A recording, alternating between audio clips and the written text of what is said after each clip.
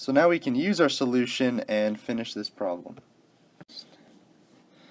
So our first step is to find the laser flux if necrosis is to occur at 250 micrometers after 250 milliseconds.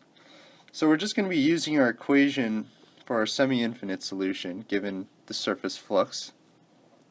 And we're just going to plug and chug pretty much. We're told that the temperature for necrosis to occur is 60 degrees Celsius. We're told the initial temperature is 37 degrees Celsius. We're given our thermal conductivity. Our X is just our 250 micrometers. The only thing that we're not specifically given is our alpha value, this value here.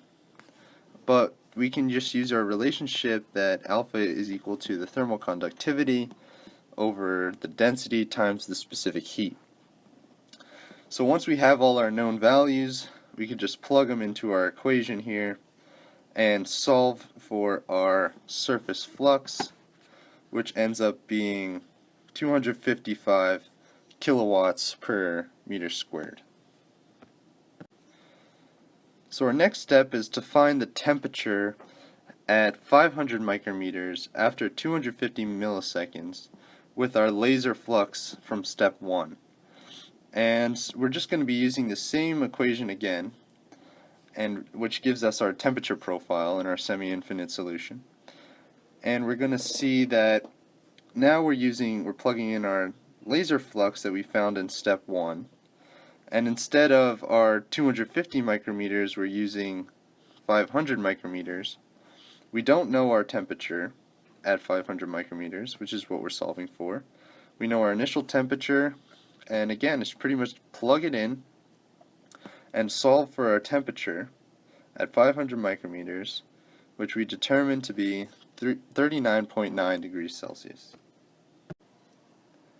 So now we're using our laser flux from step 1. We're doubling it, and now we're finding a new time for necrosis to occur at our 250 micrometers. So we're using our same equation. We're using our temperature for necrosis, which is 60 degrees Celsius. We're using our initial temperature. This time we're doubling our surface flux. And for X, we're just using our 250 micrometers here.